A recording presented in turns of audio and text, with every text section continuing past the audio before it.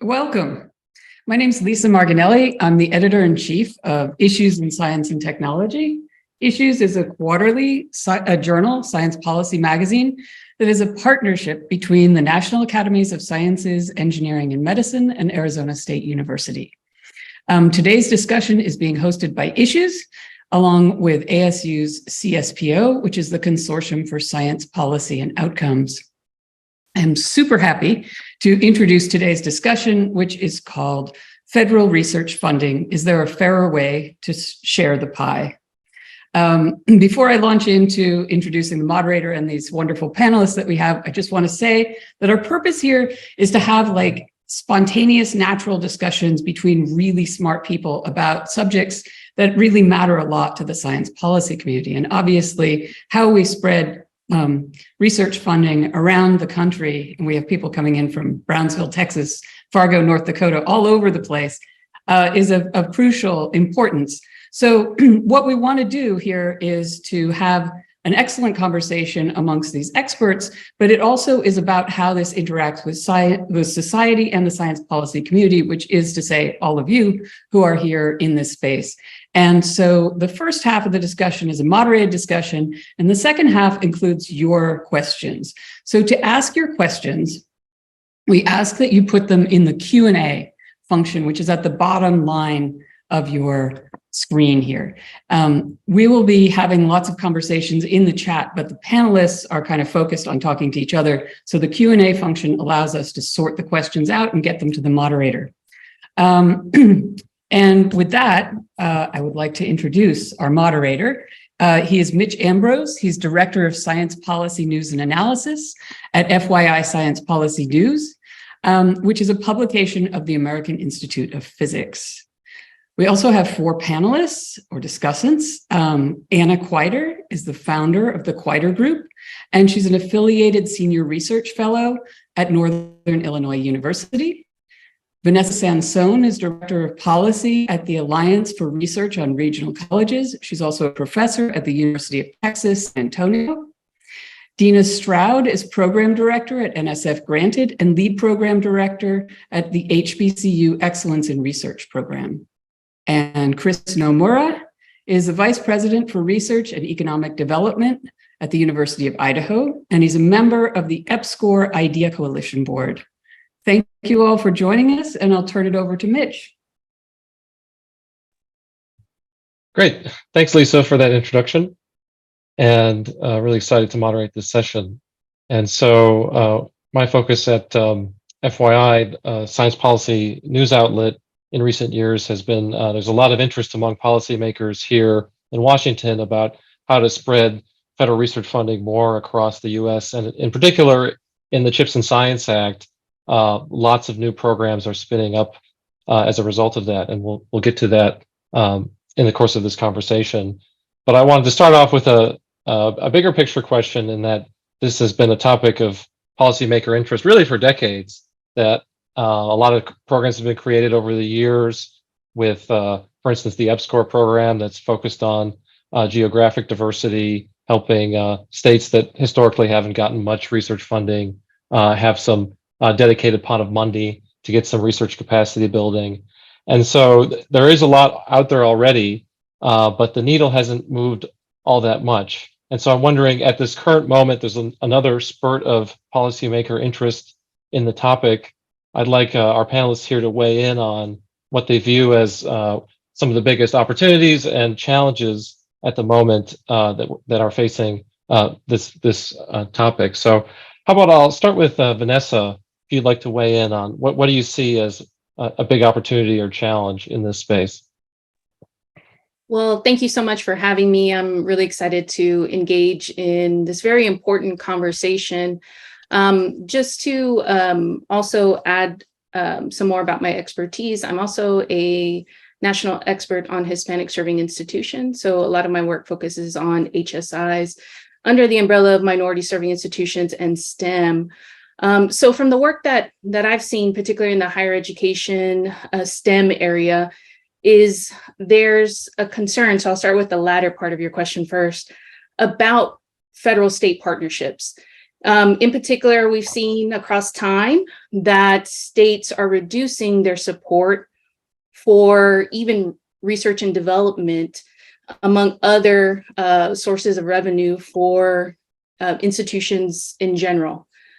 This has a profound effect, though, on what we were talking about in the introduction for emerging research institutions, which majority are minority serving institutions, what we also call, from the Alliance for Research on Regional Colleges, rural serving institutions, as well as research comprehensive universities. So in other words, these are the types of institutions across the higher education landscape who are serving large proportions of students who are underrepresented in STEM, possibly also have additional needs to get them, where we need them to be in terms of STEM ready, STEM education. But there's a big gap in terms of resources when we begin to talk about, how to best support them. In terms of focusing on the federal, what federal can do, we've seen, as you mentioned, a number of targeted monies from federal agencies, which I'm really happy about, particularly from the National Science Foundation. I would probably argue they're leading in terms of thinking about funding for these types of institutions in terms of an equity lens. One of the challenges, though, of course, with this, although good, is that kind of what I just talked about a minute ago, is that these institutions who we would like to extend, funding and resources and equity to in terms of what federal agencies and funding can do, they're a bit limited in terms of their institutional capacities. So an example that I often give when I'm talking to NSF or other federal agency bodies is that minority serving institutions, RSIs, RCTUs, don't have a department of folks who can process external funding. Usually that's, one person doing that for an entire college often. And so how can we think about this in terms of, creating these wonderful opportunities that often, these institutions don't apply for because it takes a lot more effort in order to just apply and, of course, manage these projects. So in thinking about how we can spread equity, an institutional capacity standpoint has to be discussed. Thanks for that, Vanessa. I'd like to invite Dina to tag on here because Dina representing the new granted program at NSF, which is specifically about providing that sort of research administration support. Yes, exactly. I mean, I think, one of the things that Granted recognizes, first of all, is that it takes a lot more than research dollars to do research. You need all of the underpinnings, all of those offices, all of those folks to be able to actually drive research forward. And a lot of that is, invisible. And we are trying to make that visible and bring to light how much is needed in terms of institutional capacity in workforce development and expansion and retention to be able to then see the consequential research capacity that you're wanting to see these changes for, right? And so Granted is specifically focused on research administration infrastructure and support, and it's a very new and different type of program for NSF. And so, we are right now looking for people to put in proposals with ideas of how we can leverage the resources that we have, how we can fill gaps, how we can lift each other. It's meant to really be thinking about what are the opportunities, what are the mutually beneficial partnerships we can be making here that are going to improve our national competitiveness in terms of our research capacity. So, Dina, can you give us also a sense of what particular things the granted program might support? For instance, does it mean a research administrator at an R1 university, the highest research activity classification, them actually directly supporting a administration for projects at an R2 university, or is that one of the modes? And just trying to get a more concrete sense of what the program might fund. So we are really looking for nationally transformable models. So we are looking for, if you are going to put in something, it has to be something that doesn't just benefit you. And it can start to be a small idea, but it should be scalable, right? Maybe it's a model for working with, your between R2s, or maybe it is R1s and PUIs. Maybe it's those and a professional society. The door is wide open on Granted. We have a program description, not a solicitation, which is a different type of funding opportunity. So any type of proposal, essentially is accepted at this stage, as long as it's centered around the granted themes and is really looking at the infrastructure and support space. And so the three parts of the name, right? Access, national transformation, and equity and diversity, those are going to be the most competitive proposals, because all of those things need to be taken into consideration when we're thinking about how to improve and enhance the infrastructure. Mm-hmm. I'd like to bring Anna into the conversation here, specifically on the topic of emerging research institutions. We've mentioned a few times, and Anna was really involved in getting that concept put in law through the CHIPS Act. And there's programs that are authorized to seed partnerships between those types of research institutions and the R1 type institutions. So Anna, can you share some of the story of how that came together and how that fits in with what Vanessa and Dina have been working on? Sure.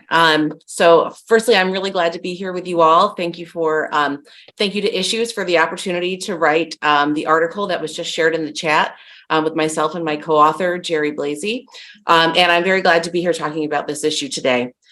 So firstly, the term emerging research institution has been around for quite a while now, 20 years or so. In fact, the national academies back in the early 2000s had convened a group to look at issues affecting emerging research institutions. And that's an article you can actually find on the National Academy's website today. But the way they defined emerging research institutions is different than the way that it ultimately was defined in statute in the CHIPS and Science Act. So the impetus for myself getting involved in this is I was working for Northern Illinois University doing government relations, and the national conversation was interesting. It was almost, we were having two separate conversations, it seemed. One was on America competitiveness in science and technology, and the substance of the innovations and the discoveries that were being made and fueled by U.S. federal government investment in the research enterprise. But we also were having a conversation around the need to improve access and opportunity for STEM careers and pathways for people, for individuals from underrepresented backgrounds. And so when I took a step back and looked at that, and I said, wait a minute, we're talking about improving access and opportunity for students who are, as Vanessa said, at minority serving institutions and other campuses that serve students who come from racially underrepresented backgrounds, or socioeconomically underrepresented, or geographically underrepresented. But when I looked at the programs that were out there to try and address that discrepancy, it still allowed nearly 90% of federal research dollars that went to higher education institutions went to only about 140 institutions that educated only a small portion, 30% or so of the students of color who attended higher education institutions that were research active. So it was this mismatch between what we say our objectives are, which is increasing diversity in the individuals who pursue STEM careers. And that is from the National Science Board's Vision 2030 report. They refer to that as the missing millions. If that's one of our objectives, then we have to find a way to spend our federal research dollars more effectively at campuses that are serving those students who we are seeking to move through the STEM pipeline. And I think it comes down to some would say maybe a bug, others say a feature of the U.S. federal research enterprise, which is the same dollar is asked to do research and innovation and discovery, but also do workforce development.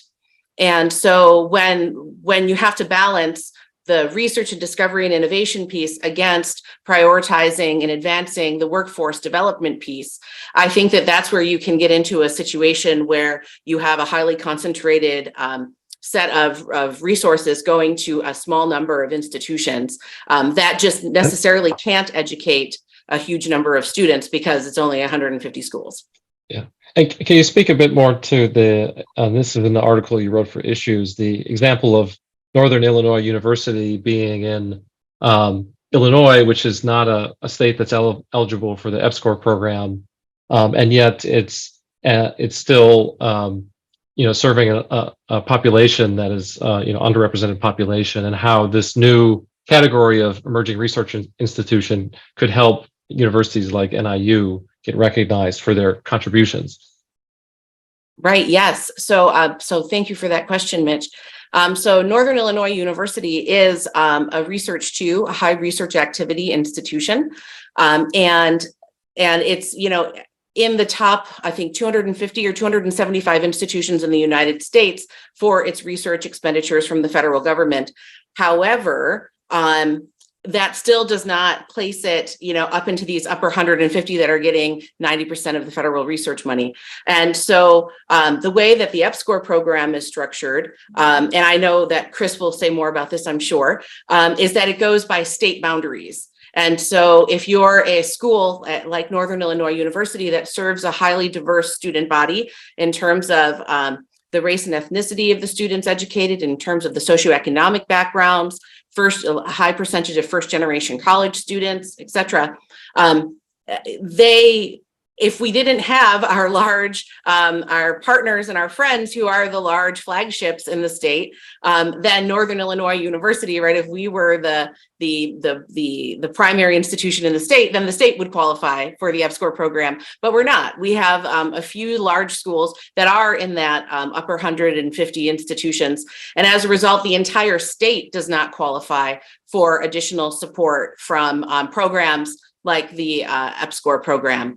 And further, Northern Illinois University does not qualify as a federally designated minority serving institution. It's one of over 300 institutions in the United States that has an over 50% students of color enrollment, yet do not meet the specific criteria to be designated as a federal minority serving institution. So those programs that are specifically targeted toward minority serving institutions also were not accessible to Northern Illinois University because of the quirks of the minority serving institution designations. So there needed to be a way, we were seeking a policy solution or policy relief that would allow a school like Northern Illinois University that was doing good work and educating the population of students that America's policymakers said we would like to see them move forward in STEM. We wanted to find a way to direct resources to institutions like the NIU, where we have a lot of students who are place-bound. So having campus-based research opportunities are really important for serving the students that we serve. Mm-hmm. So I'll bring Chris into the conversation here as of the panelists very deeply involved in the EPSCoR program. And can you speak to how EPSCoR itself complements some of the other efforts we've been talking about, and also some of the tension between, for instance, in the CHIPS Act, it lays out a pretty ambitious vision for scaling up the EPSCoR program, but then you have lots of states that aren't eligible for those funds, and how to navigate that dynamic. Yeah, thanks, Mitch. The EPSCoR program, it's been around for a while, and actually, I think that the conversation with ERIs and EPSCoR, there's a lot to be gained from the experience of EPSCoR as we look at sort of the overall issue. But I want to couch everything in that. The biggest issue is the overall size of the pie is not large enough to accommodate all of the people. So people end up sort of arguing about what this is. But to Anna's point before, it's really important to sort of understand what the objectives are, what we're trying to achieve, I think, as a nation for this. And within the EPSCoR states, right, the geographic diversity that you spoke to before, Mitch, right?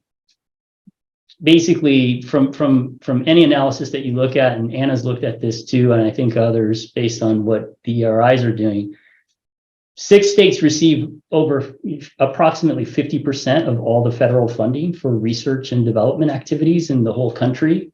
And 27 states receive less than 10% of the total funding. So even though Illinois and NIU, that there's a discrepancy there, Illinois as a state actually receives the largesse of federal funding overall. But I think the difference that you see amongst the EPSCoR programs that I think that can be learned by non-EPSCoR states, and this would help with ERIs, because EPSCoR states have a number of ERIs.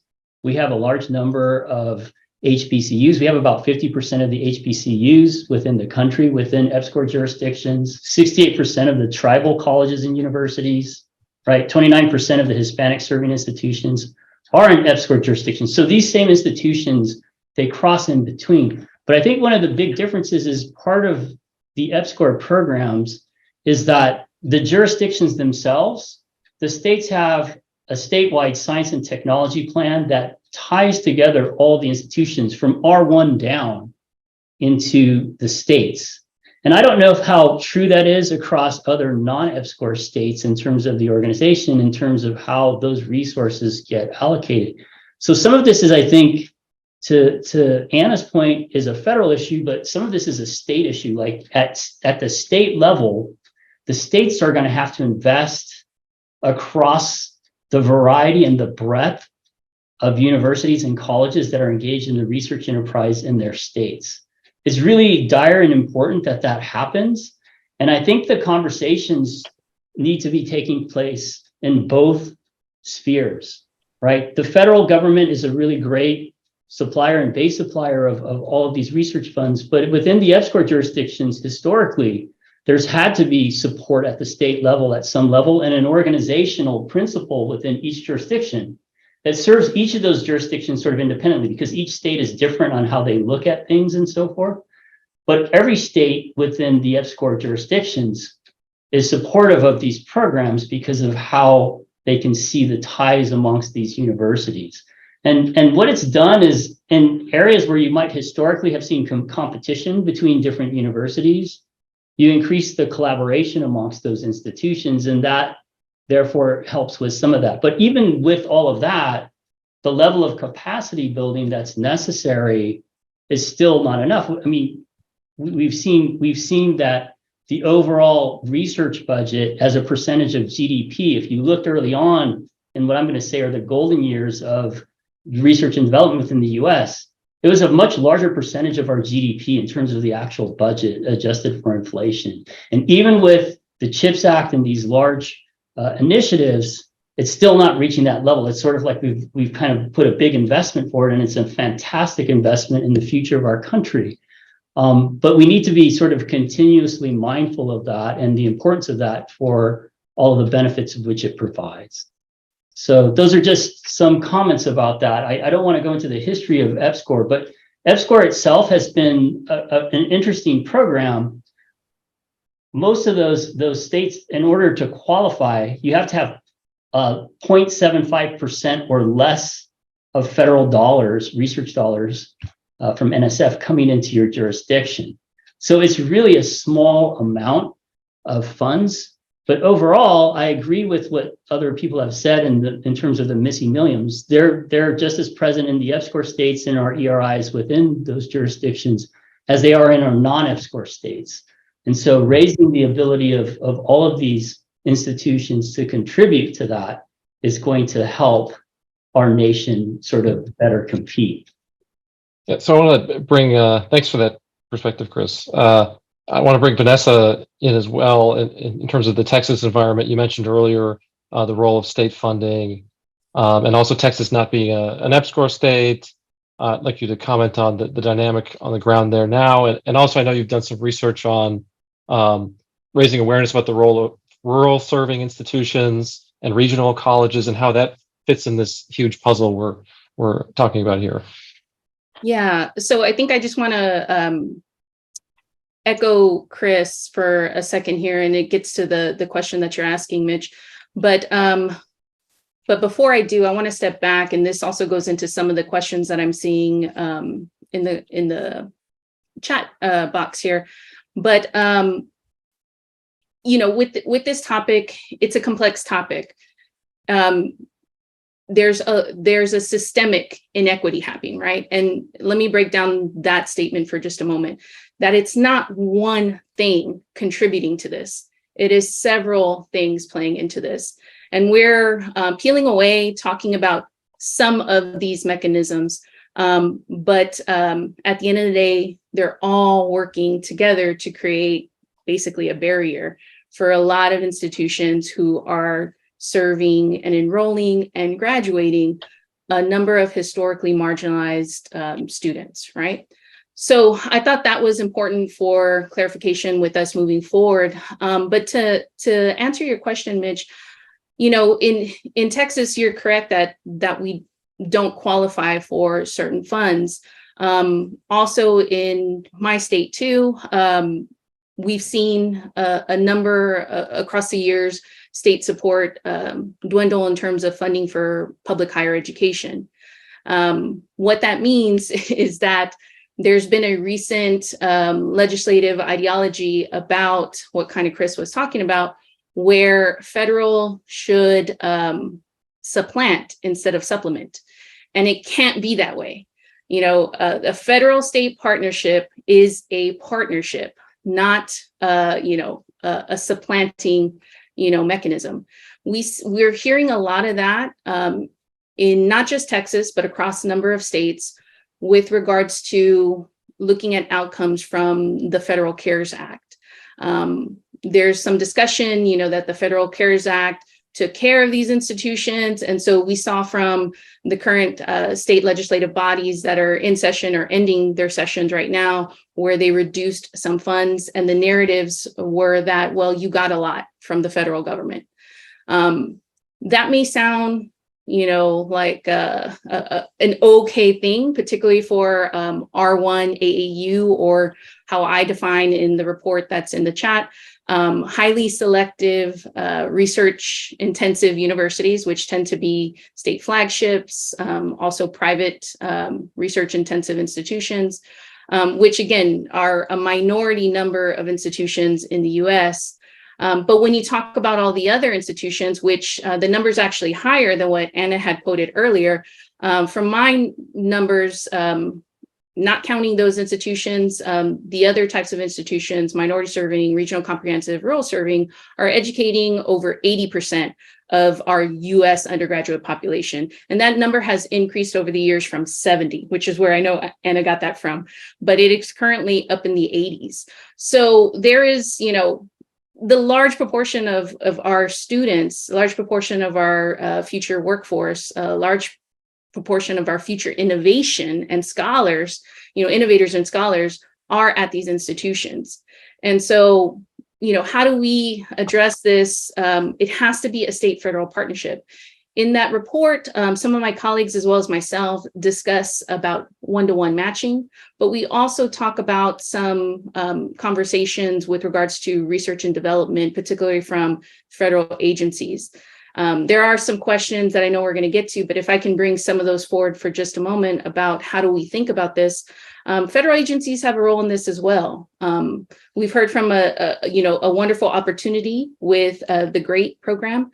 That's a really good step in the right direction. But also, we know, again, when we're thinking about multiple mechanisms working together, we know that the review system itself needs to have an equity component. I've heard time and time again from scholars who are submitting proposals to federal agencies that, usually when they're talking in their proposal about racial equity, those reviewers tend to not understand what we're proposing when we're talking about racial equity at a tribal college, or racial equity at a HBCU or HSI. So they submit, but yet are they getting selected for the funding? And also, I think there was another mention about other agencies beyond NSF and, their want to solicit proposals. Again, are those being funded? Even if you're reaching out to HBCUs and they are applying, are they being funded? And are you also working with them?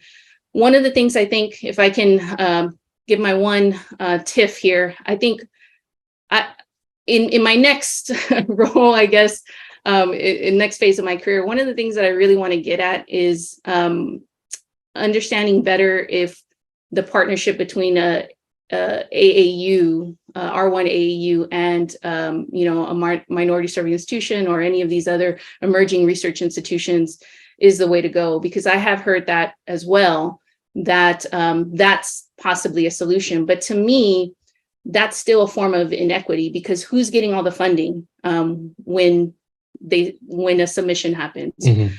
So just to yeah, great points, and I want to dive into both those threads there. Sure. The partnerships with AAU level institutions, and also the grant review criteria discussion.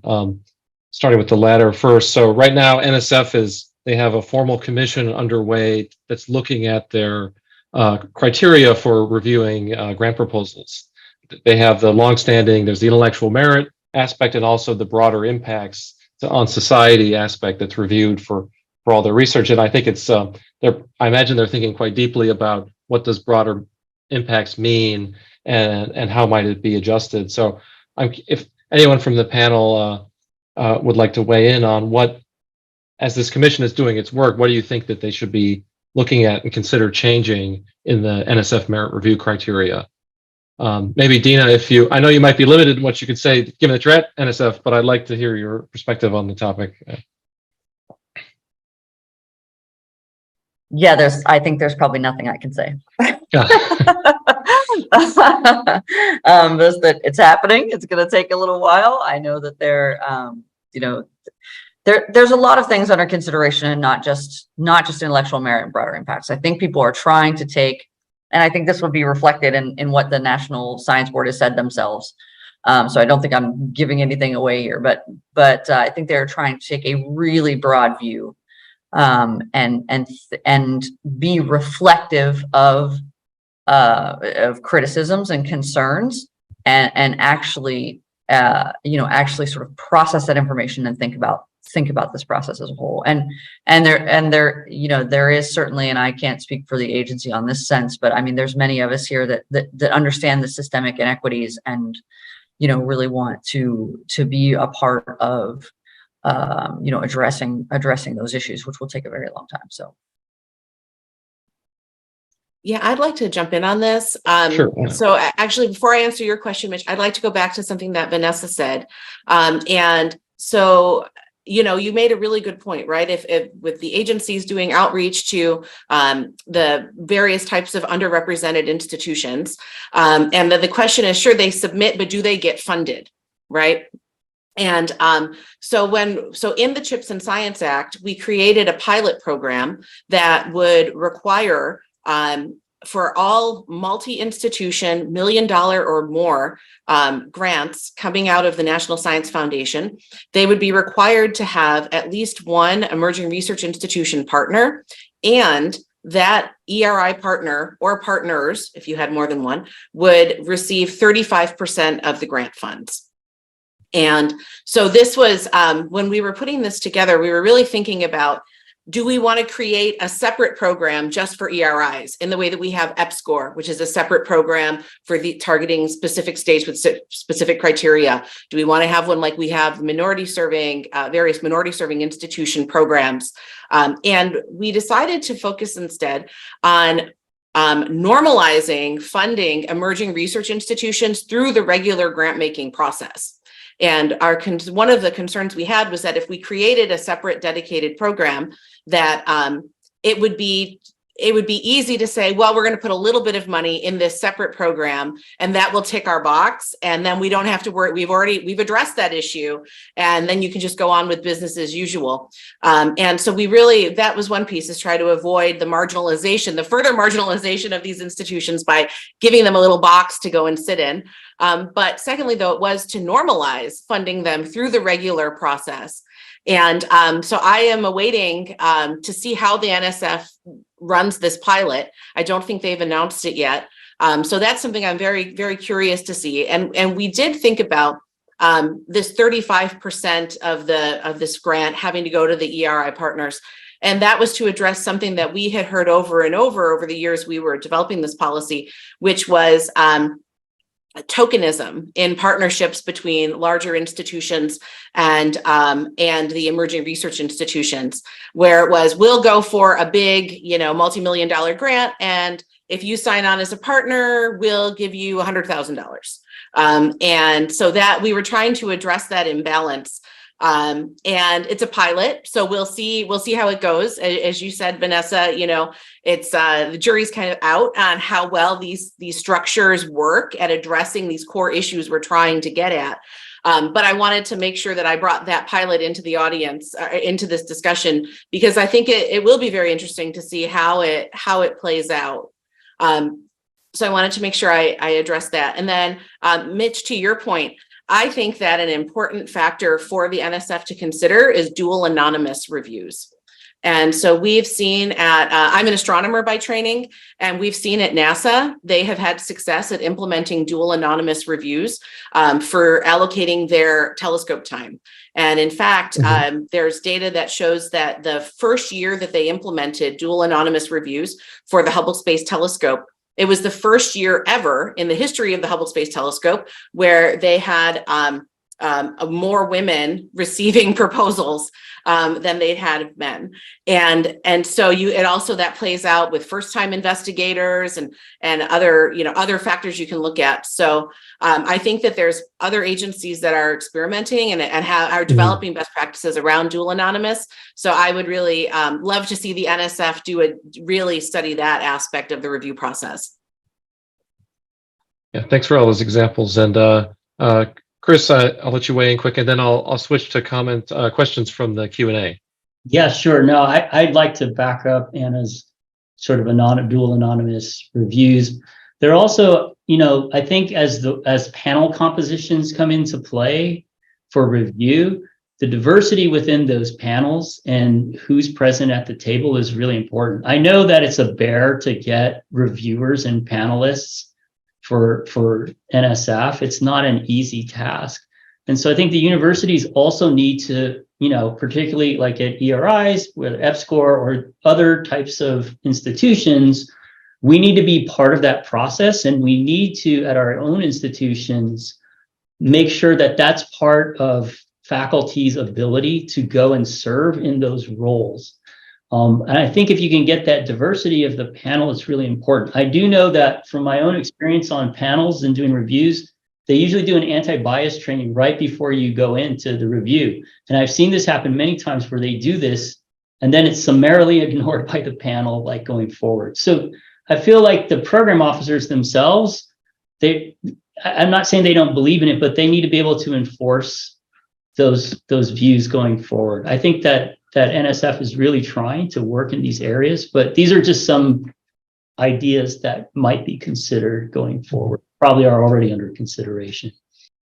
Yeah, thanks for all those ideas, Chris. I'm going to switch to the audience Q&A now, and I'm going to pair two questions together that I think are both both provocative. So one of them is, it says, if NSF wants to be a part of addressing systemic inequity and wants to address it quickly, why not disallow applications that include AAU level institutions?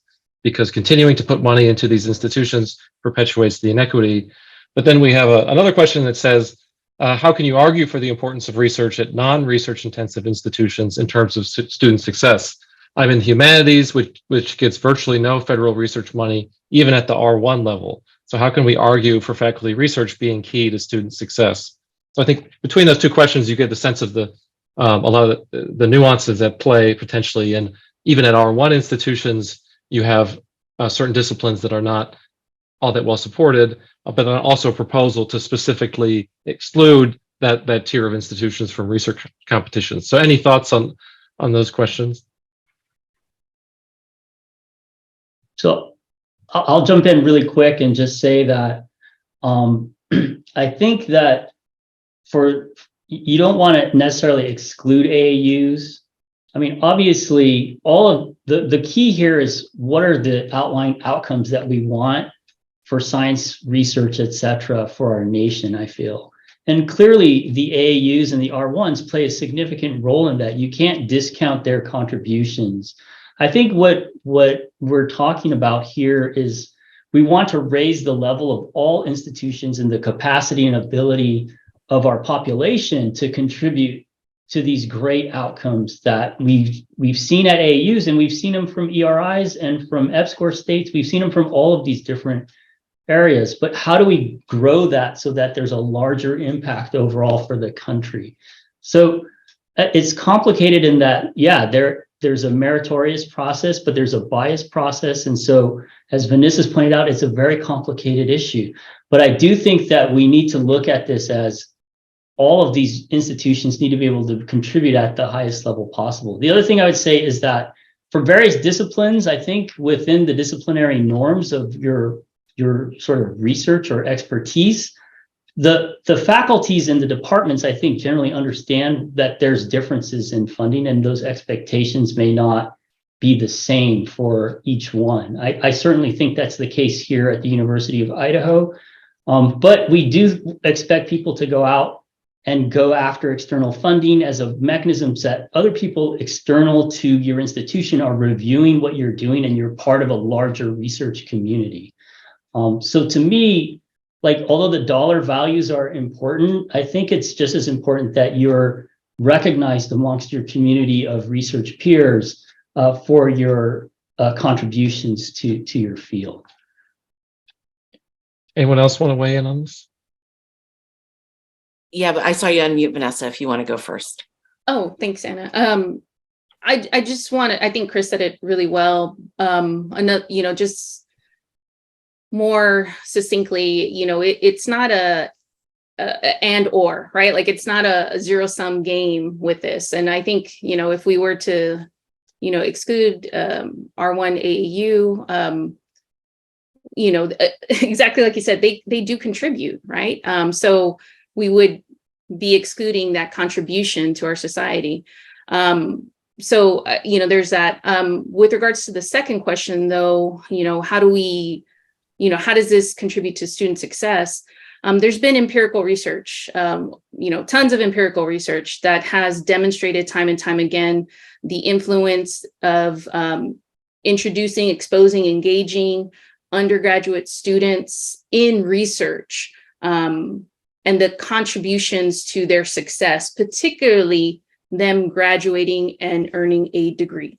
Now, what field that's in can vary, but if that is something that helps you understand, I constantly have to remind policymakers at the federal and state levels that all of this matters in terms of student success. We want to graduate students. These are the things that can help them get there. So even in humanities, research can contribute to student success. And there are tons of other outcomes. I'm using success very broadly, but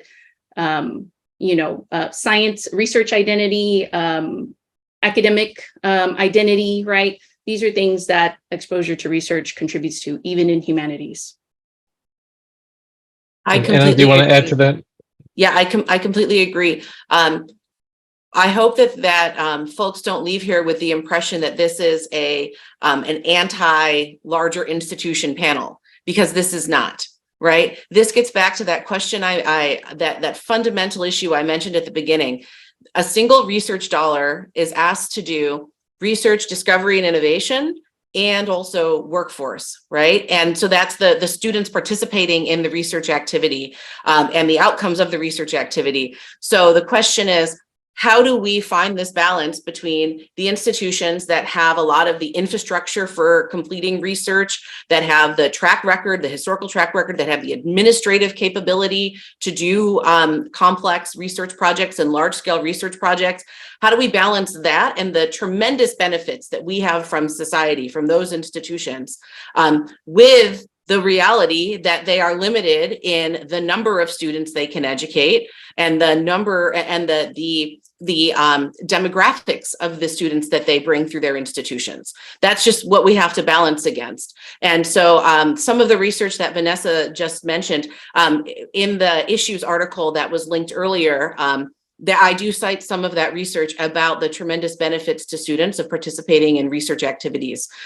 So that's what it comes down to, is how do we create research opportunities at more campuses around our country so that we can enable more students to be successful in the specific motivation of ERIs in pursuing careers in degrees and careers in STEM. That's the motivating piece there, and that's the question we're trying different ways, right, to get at this challenging, complex issue. Dina, do you want to jump in? Yeah, I just wanted to it's a little bit tangential, but I just wanted to say a couple things. Is that, you know, the granted program, for example, where we're focusing on research infrastructure and support, is not research and infrastructure support for you to get NSF funding. It's for external funding in general. And so it's not intended to somehow, you know, make your institution have a pipeline to NSF. It's to support your research capacity broadly across the board. And that could be humanities, it can be STEM. It's bigger. It's bigger than just this narrow focus. And I just really, you know, I said it already, and I heard Chris say it, and I really just wanted to say it again, like, the large institutions have a role to play, and we really do need to think about lifting up everyone. This is really a lift all boats opportunity time to be thinking, to be thinking bigger and boldly about what's possible. Great. I will turn to another question from the audience, and this is a very big picture question, but I think it's quite fundamental. They ask, what are good measures of fairness and consequently of improvements in fairness? And just to add to that a bit, obviously right now it's a very contentious time in the US there's a lot of debate about diversity programs and whether creating them is it anti-competitive? Are you favoring one group over the other? And lots of debate about, you know, what is fairness in this present day. So anyone want to weigh in on that topic?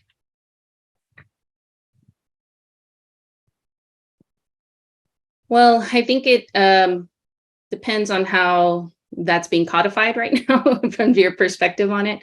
But subjectively, you know, in the work that I do, you know, fairness for me isn't necessarily based on meritocracy, because meritocracy has, this veneer of fairness, but it's not like, sorry, everybody. The joys of doing it from home. Go ahead. Anyone else want to jump in? I think looking at the outcomes of what you're trying to achieve, right? So if we're trying to, it's not so much about fairness, but what is the outcome that we want? So without having this broad and diverse population from minority serving institutions, rural communities, right? Urban underserved, you can name any number of these people. If we're missing out people that are going to contribute to the overall picture of the research fabric of our nation, that's damaging to our nation, just flat out, right? And so what's fair to the nation is that people have the opportunities to move forward and actually do these things. Now, I think we've been talking about various sort of institutional and maybe cultural barriers that we see even within the research community itself, right? And those are difficult things to overcome. And I think the US probably has done like a really great job of this over its history. And so we can continually evolve that to be better. But in terms of the fairness, like we want to make sure that different institutions have the ability to contribute and that they are contributing, right? So once the dollars are spent, then okay, you said if you get these dollars, we could improve these things. Then we look for those improvements, whether it's job placements, publications, patents, right? You name it. There's a number of different things that you can point to. But I think in the end, if like we have more people that are entering into the workforce that we're seeing from at least industry partners at our various institutions who are saying we don't have enough people in these fields to get employed, if we start putting those people into employ, that's a great measure of success for, as Anna's pointed out, this dichotomy of things that we're trying to do with these limited dollars that we have. All right, well, there's a lot of great questions in the chat and the Q&A. Unfortunately, I'm not going to be able to get to them all, and we're running out of time here. So to wrap up, I'm going to ask a version of the president for a day type question, but in this case, it'll be the director of NSF for a day, or pick your favorite agency, and if you could, be in that type of role and have one initiative or policy change you could make, what would it be? Anyone want to tackle that first? I'm happy to jump into the boiling lake here. So I saw this in the chat as well. And I think the granted program is a really great idea. But one of the things that I think we really need to wrap our hands around that's an impediment to like all research across any different set of agencies is that there's constantly and a consistent number of new, what I'm going to call unfunded mandates that are imposed for something that's happening. So instead of like, and I'm not saying that there's not a good reason for some of these mandates for compliance and other things, but oftentimes it's applied as a blanket over everything as a one size fits all, when really it's only one or two institutions that have caused this problem. So instead of like creating a policy that blankets everything, then have some punitive action for those institutions that have violated those rules, but lessen the burdens of those compliance, because that's taking away from dollars being spent on actual research and development in this country. I think if I had my magic wand, one thing that I would do is, if I could, in a perfect world, I would create an even playing field with access to information and relationships among the different researchers at different institutions and the federal government. And this is something that I see being based here in DC, where certain institutions are able to have, like I ran a DC office for an institution.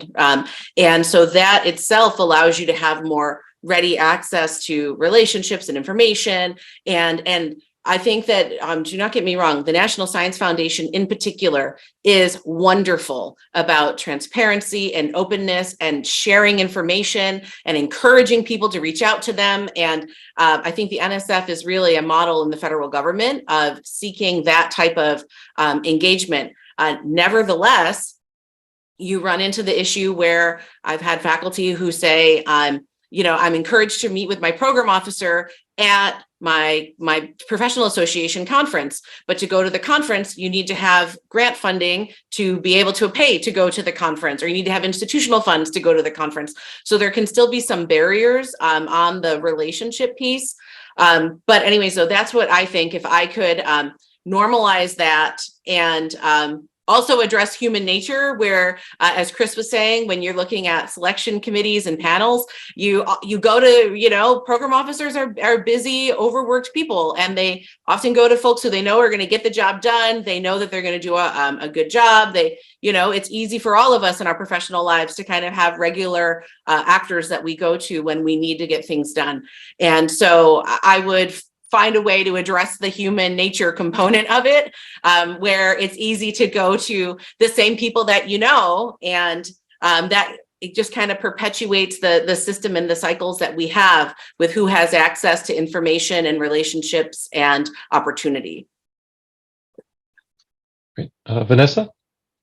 Yeah, so apologies for earlier, joys of doing this from home. But if I could wave my magic wand as well, I think Anna has a really good point, and I'll actually offer something that has worked for me in this. Again, I'm identified Latina, first in my family to go to college, a faculty member, tenure track at a Hispanic serving institution.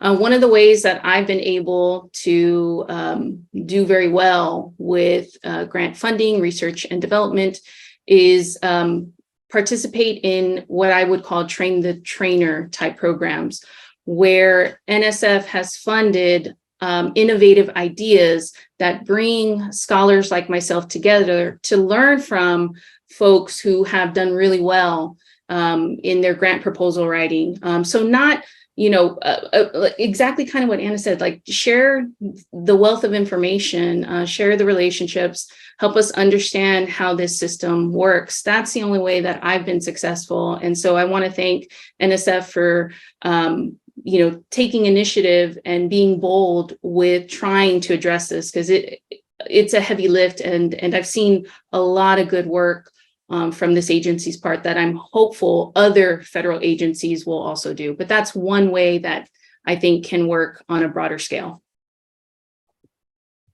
Dina, any quick final thoughts? Can I get I guess we're running out of time, so super quickly. I mean, I appreciate everyone's nice words, but and I haven't been in NSF very long, so, and of course I cannot speak as a representative of the agency, but if I could wave a magic wand, I would do both, what Anna says, the human nature part. I would make people less discriminatory. That would be the first thing I would do. That would be great. But also if you make your review panels more diverse, I think we're really going to have a great thing. And it is true that the agency runs exceptionally lean, right? Which means our accessibility is not where it should be. And we are really trying to take a different approach. I just answered the phone 2 minutes before we got on this call. And that's something that I wish all the program officers would be able to do, is to answer the phone. And not just answer the phone, but to pick up the phone and be making the calls to ERIs and be making the trips to PUIs and MSIs and right? So there's that accessibility piece that I really think would change our drastically change who's getting engaged and who gets funded.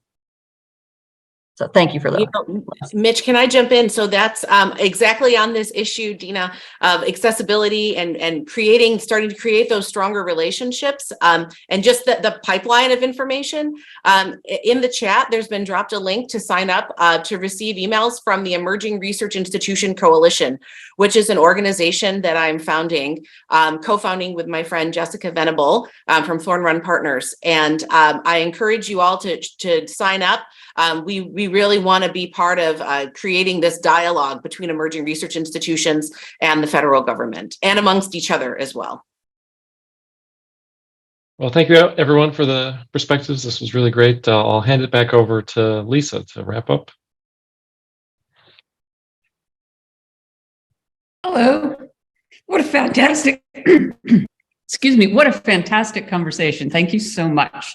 Thanks, Mitch, Vanessa, Anna, Chris, and Dina. That was just a really interesting conversation that went from the vastness of the pie and the challenge here down to the very particular barriers of it, including the question of how states deal with these challenges, how individual institutions have the capacity to engage, equity in reviewing, and then you also have just the factor of who can actually pick up the phone at the right moment so that the right people get connected. And I think one of the joys of doing these issues conversations is watching people connect, watching them connect in the chat, watching them connect on the screen, and sort of seeing how the different ideas and constituencies across the country sort of start to have things in common and things that vary. So if you like this kind of conversation, you've come to the right place. You can read more of our work at Issues in Science and Technology, issues.org. You can sign up for our newsletter, and you'll get it every Friday morning at 7 a.m. East Coast time. And that will allow you to join other conversations. You can get the magazine if you want, but everything that we have on our website is free. We will have upcoming events will be listed on the website. We have a little events key, and we will also be mailing out a we'll be mailing out the video with the chat to everybody who RSVP'd for this, and it will also be up on the website. So thank you for joining us. Thank you to the panelists. Thank you, Mitch, for leading a great conversation. See you next time. Have a great rest of your day.